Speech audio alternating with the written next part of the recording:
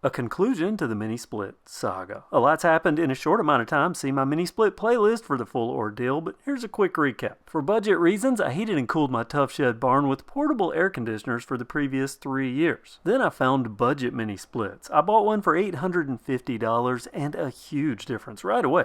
Far less of a utility bill hit, whisper quiet, a super bonus when you use your barn as a filming studio. That budget mini-split worked like a champ until it didn't. 3 years of bliss came to a crashing halt. It developed a leak, and then I discovered budget mini-splits have some caveats. I covered those in a video, parts availability, warranty, and factoring in all that I knew at that point, I decided to make a major purchase. No more budget, I went Mitsubishi, an investment, the king of the mini-split world, which, didn't start out so well. Less than my first 3 months into it, about 2.5 months actually, I was on my third issue. Major problems, where they're having to rip everything apart, replace parts. It wasn't a good time. In that first less than 3 months, it sat for 25 days waiting on parts. And that was just one of the issues. It seems like they would get something fixed and then instantly something else would break. And then suddenly it seemed to settle in. As a matter of fact, last week I released my 6-month update, where I did complain about some yellowing and some sticker fading that did make me wonder given my previous experience, but I also bragged that for 4 months solid, it had worked without issue, which was a complete jinx, because 4 days later, it was down again.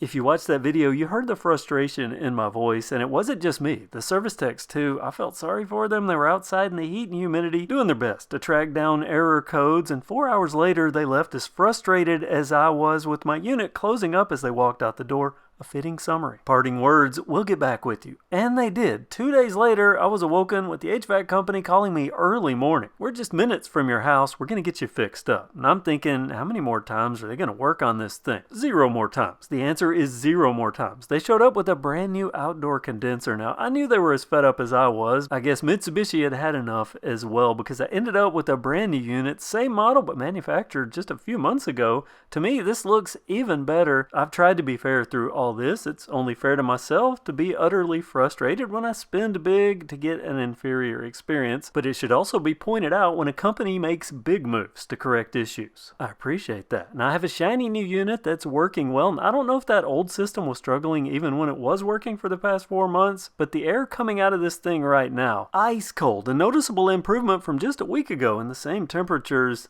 I like that. Now there's still the little bit of yellowing on the inside, but I prefer to leave this untouched because it's working. Mitsubishi regarded as the best, so hopefully that previous experience was an exception. We'll find out. Nothing would make me happier than to not report. Maybe come back every year and go, yeah, this thing's working great. End of update. That would be nice, and that's what I'm hoping for. Subscribe, save the playlist, you can follow along. Oh, and for those that were wondering, what is protruding there? Little loop there on my line set cover. That's the original condensate drain line. They had it ran through my incredibly long line set, down and under the unit laying on the concrete, but that's a magnet for bugs. Plus, that's a super long run. I knew there wasn't enough drop, so I had them reroute it, so it went out how it did on the budget mini split, which was just down and out.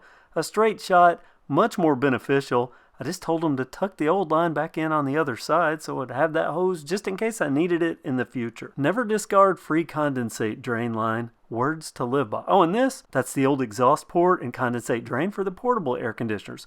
Plugged but reversible, just in case. Fingers crossed, I won't ever need that, and this Mitsubishi will do what it's supposed to do. Work for years and years without issue. Time will tell. For now, it's all new and running true. End of saga. Hopefully.